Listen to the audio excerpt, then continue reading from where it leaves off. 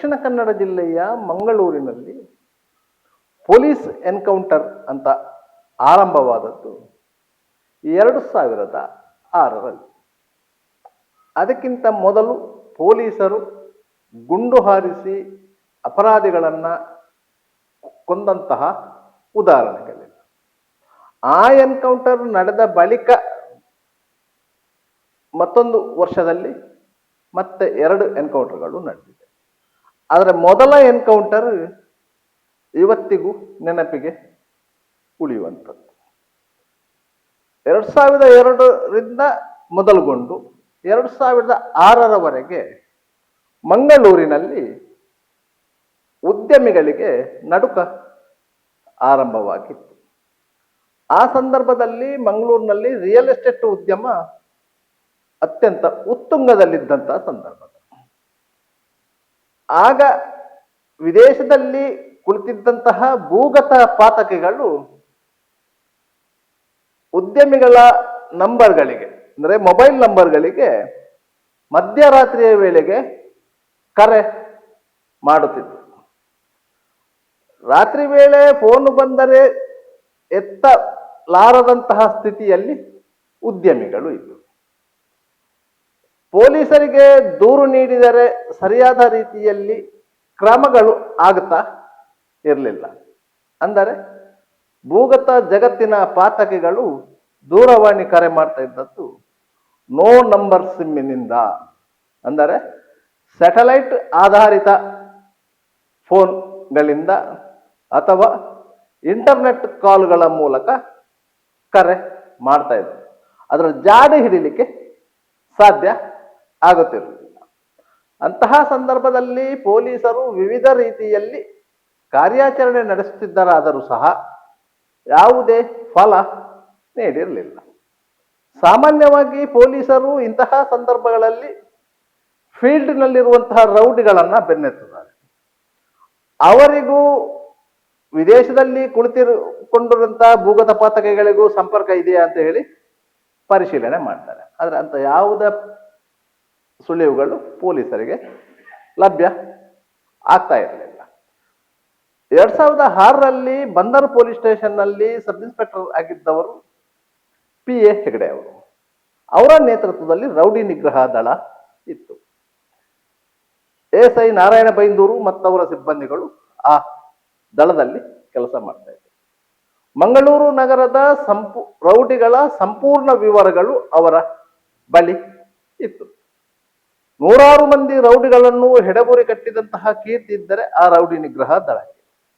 ಆರಂಭದಲ್ಲಿ ಈ ರೌಡಿ ನಿಗ್ರಹ ದಳಕ್ಕೆ ಸಬ್ ಇನ್ಸ್ಪೆಕ್ಟರ್ ಆಗಿದ್ದವರು ಮತ್ತು ಇನ್ಸ್ಪೆಕ್ಟರ್ ಆಗಿದ್ದವರು ಜಯಂತ್ ವಿ ಶೆಟ್ಟಿ ಅವರು, KC ಅಶೋಕನ್ ಅವರು ವರ್ಗಾವಣೆ ಆದ ನಂತರ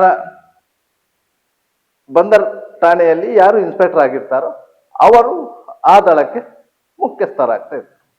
ತದನಂತರ ಬಂದರ್ ಠಾಣೆಯಲ್ಲಿ ಸಬ್ ಇನ್ಸ್ಪೆಕ್ಟರ್ ಆಗಿದ್ದಂತ PA ಹೆಗ್ಡೆ ಅವರು 2006ರಲ್ಲಿ ಅದಕ್ಕೆ ಸಬ್ ಇನ್ಸ್ಪೆಕ್ಟರ್ ಆಗಿದ್ದರು. ಶಿಸ್ತುಬದ್ಧವಾಗಿ ತಂಡವನ್ನು ಮುನ್ನಡೆಸಿಕೊಂಡು ಬರ್ತಾ ಇದ್ರು.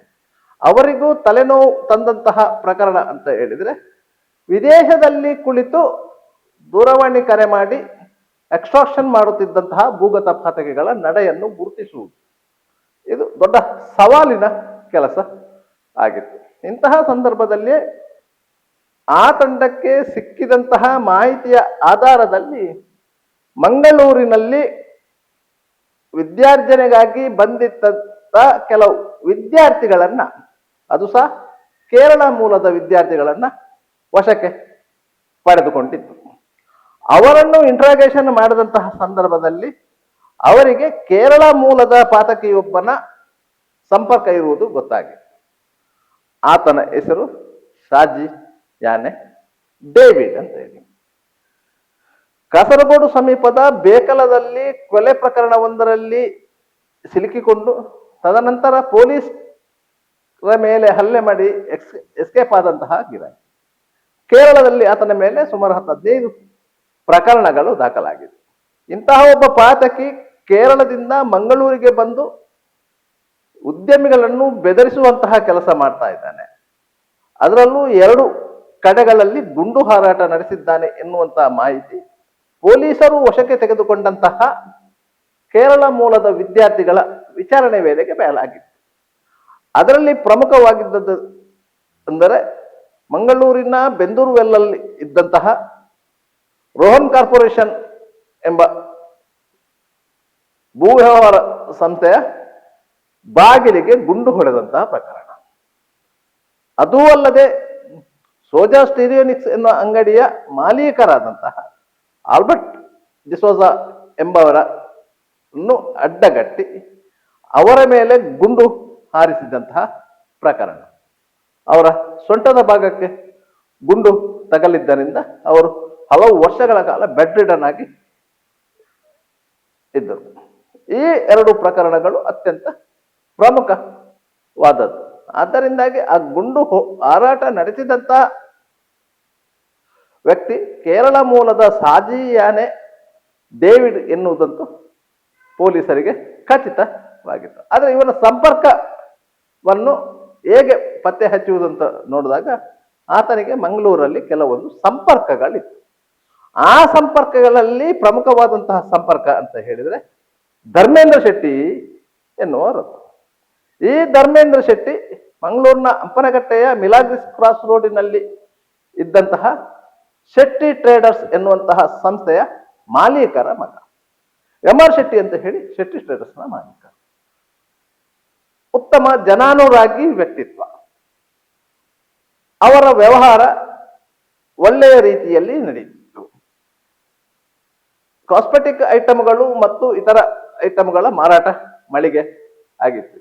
ಮಂಗಳೂರಲ್ಲಿ ಯಾವುದಾದ್ರೂ ಒಂದು ವಸ್ತು ಎಲ್ಲಿಯಾದ್ರೂ ಸಿಗದಿದ್ರೆ ಶೆಟ್ಟಿ ಟ್ರೇಡರ್ಸ್ ಅಲ್ಲಿ ಸಿಗ್ತದೆ ಎನ್ನುವಂತರ ಮಟ್ಟಿಗೆ ಆ ಸಂಸ್ಥೆಯ ಹೆಸರು ಇತ್ತು. ಅಂತಹ MR ಶೆಟ್ಟಿ ಅವರು ಜನತಾದಳದ ಮುಖಂಡರಾಗಿದ್ದರು.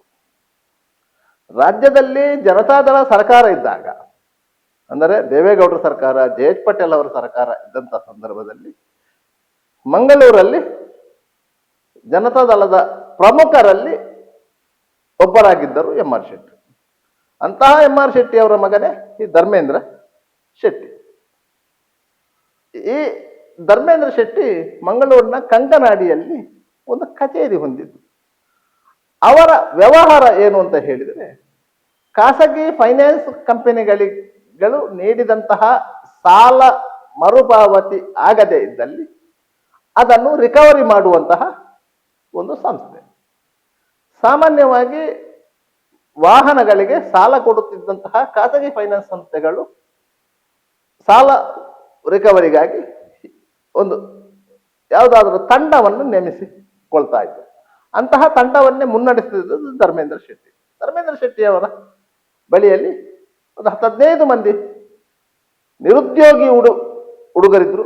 ಅವರಿಗೆಲ್ಲ ಅವರು ಉದ್ಯೋಗ ಕೊಟ್ಟಿದ್ರು.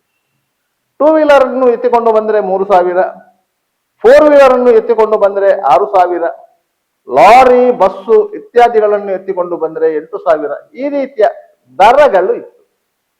ಅದು ಸಾಲ ಬಾಕಿ ಇಟ್ಟವನ ಅಕೌಂಟಿಗೆ ಜಮೆ ಆಗುತ್ತಿತ್ತು. ಇಂತಹ ವ್ಯವಹಾರ ಮಾಡುತ್ತಿದ್ದಂತಹ ಧರ್ಮೇಂದ್ರ ಶೆಟ್ಟಿ ಅವರಿಗೆ ಸಂಪರ್ಕ ಇದ್ದವನ್ನೇ ಈ ಸಾಜಿ ಎನ್ನುವುದು ಪೊಲೀಸರಿಗೆ ಖಚಿತವಾಯಿತು. ಧರ್ಮೇಂದ್ರ ಶೆಟ್ಟಿ ಅವರನ್ನು ಅಷ್ಟು ಸುಲಭದಲ್ಲಿ ಪೊಲೀಸರು ಟಚ್ ಮಾಡುವ ಹಾಗೆ ಇಲ್ಲ. ಯಾಕಂದ್ರೆ ಒಬ್ಬ ಮಂಗಳೂರಿನ ಪ್ರಸಿದ್ಧ ಉದ್ಯಮಿಯೊಬ್ಬರ ಮಗ. ಅವರ ಮೇಲೆ ಯಾವುದೇ ಕ್ರಿಮಿನಲ್ ಕೇಸುಗಳು ಇಲ್ಲ. ವೆಹಿಕಲ್ ರಿಕವರಿ ಏಜೆಂಟ್ ಆಗಿದ್ದರೂ ಸಹ ಕಾನೂನು ಮೀರಿ ಅವರು ವಾಹನವನ್ನು ಜಪ್ತಿ ಮಾಡ್ತಾ ಇರಲಿಲ್ಲ. ವಾಹನದ ಚಾಲಕರಿಗೆ ಹಲ್ಲೆ ಮಾಡ್ತಾ ಇರಲಿಲ್ಲ. ಸುಲಭದಲ್ಲಿಯೇ ಸಮಜಾಯಿಸಿ ಮಾಡಿ ವಾಹನವನ್ನು ತೆಗೆದುಕೊಂಡು ಬಂದು ಯಾರ್ಡಲ್ಲಿ ಇಟ್ಟುಕೊಳ್ತಿದ್ರು. ಇಂತಹ ಕಾರಣಗಳಿಂದ ಧರ್ಮೇಂದ್ರ ಶೆಟ್ಟಿ ಅವರನ್ನ ಪೊಲೀಸರಿಗೆ ವಶಕ್ಕೆ ತೆಗೆದುಕೊಳ್ಳಲಿಕ್ಕೆ ಸ್ವಲ್ಪ ಕಷ್ಟ ಇತ್ತು. ಆದರೂ ಭೂಗತ ಜಗತ್ತಿನ ಕೊಂಡಿಯನ್ನು ಕತ್ತರಿಸಬೇಕು ಎನ್ನುವ ನಿಟ್ಟಿನಲ್ಲಿ ರೌಡಿ ನಿಗ್ರಹ ದಳದ ಎಸ್ಐ ಆಗಿದ್ದಂತಹ BA ಹೆಗಡೆ ಮತ್ತವರ ಸಿಬ್ಬಂದಿಗಳು ಧರ್ಮೇಂದ್ರ ಶೆಟ್ಟಿ ಅವರನ್ನು ಉಪಾಯದಿಂದ ಕರೆಸಿ ಹಂಪನಕಟ್ಟೆಯ ಪ್ರತಿಷ್ಠಿತ ವಸತಿ ಗೃಹದ ರೂಮಲ್ಲಿ ಕುಳ್ಳಿರಿಸಿ ಮಾತುಕತೆ ನಡೆಸಿದರು. ಪೊಲೀಸರ ಮಾತುಕತೆಗಳು ಯಾವ ರೀತಿಯಾಗಿಯೂ ಇರಬಹುದು.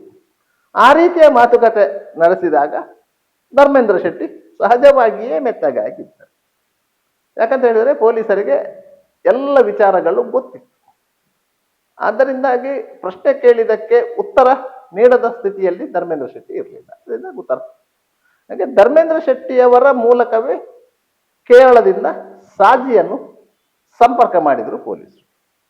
ಸಾಜಿ ಯಾವುದೋ ಒಂದು ಡೀಲ್ ಇದೆ ಎಂದು ಧರ್ಮೇಂದ್ರ ಶೆಟ್ಟಿ ಹೇಳಿದ್ದಕ್ಕೆ ಒಪ್ಪಿಕೊಂಡು ಬಂದರು. ಬಂದಾಗ ಪೊಲೀಸರಿಗೆ ಸ್ಪಷ್ಟವಾದ ಮಾಹಿತಿ ಇತ್ತು, ಶಾಜಿ 2 ವೀಲರ್ನಲ್ಲಿ ಬರ್ತಾ ಇದ್ದಾರೆ. ತಕ್ಷಣ ಪೊಲೀಸರು ಪಂಪ್ವೆಲ್ ಬಳಿ ಸಾಜಿಗಾಗಿ ವೇಟ್ ಮಾಡಿದ್ರು. ಸಾಜಿ ಬಂದ, ಪೊಲೀಸರನ್ನು ಕಂಡು ತಿರುಗಿಸಿ ಹೋದ. ಪೊಲೀಸರು ಬೆನ್ನಟ್ಟಿದರು. ಉಳ್ಳಾಲ ಸೇತುವೆಯಿಂದ ಸ್ವಲ್ಪ ಮುಂದಕ್ಕೆ ಲೆಫ್ಟ್ಗೆ ಮಂಕಾಳಿ ಪಡಪಿಗೆ ಹೋಗುವ ರಸ್ತೆ ಇದೆ. ಆ ರಸ್ತೆಯಲ್ಲಿ ಸಾಜಿಯನ್ನು ಅಡ್ಡಗಟ್ಟಿ ಅಲ್ಲಿ ಆತನ ಎದೆಗೆ ಗುಂಡಿಕ್ಕಿದ್ರು. ಮುಂಜಾನೆ ವೇಳೆ ಈ ಘಟನೆ ನಡೆದಿತ್ತು.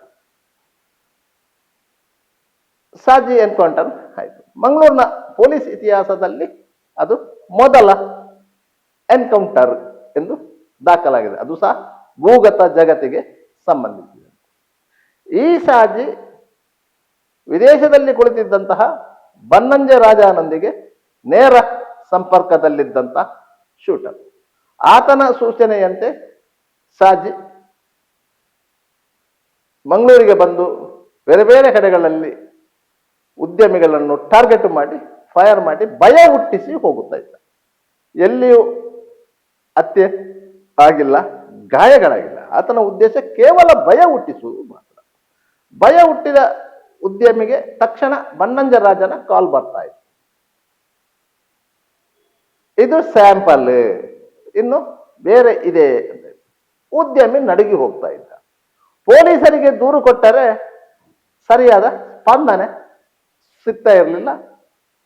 ಆದ್ದರಿಂದ ಉದ್ಯಮಿಗಳು ಬೇರೆ ಮೂಲದಿಂದ ರಾಜಿಯಾಗಲು ಯತ್ನ ಮಾಡ್ತಿದ್ರು. ಆಗ ಪ್ರವೇಶ ಪಡ್ತಿದ್ದದ್ದು ಧರ್ಮೇಂದ್ರ ಶೆಟ್ಟಿ.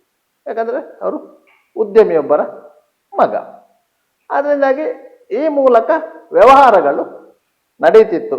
ಅಂತೂ ಇಂತೂ ಆ ಭೂಗತ ಜಗತ್ತಿನ ಕೊಂಡಿಯನ್ನು ಕತ್ತರಿಸಿದಂಥ ಕೀರ್ತಿ ಮಂಗಳೂರಿನ ರೌಡಿ ನಿಗ್ರಹ ದಳಕ್ಕೆ. ಇದೆಲ್ಲ ಯಾಕೆ ನೆನಪಾಯ್ತು ಅಂತ ಹೇಳಿದ್ರೆ, ಕೆಲವು ದಿನಗಳ ಹಿಂದೆ ಧರ್ಮೇಂದ್ರ ಶೆಟ್ಟಿ ಅರ್ಬುದ ರೋಗದಿಂದ ಬಾಧಿತರಾಗಿ ಅಸುನೀಗಿದ್ದಾರೆ. ಆ ಸಂದರ್ಭದಲ್ಲಿ ಇದೆಲ್ಲ ಹಳೆಯ ಕಥೆಗಳು ನೆನಪಾಯಿತು ಅಷ್ಟೇ.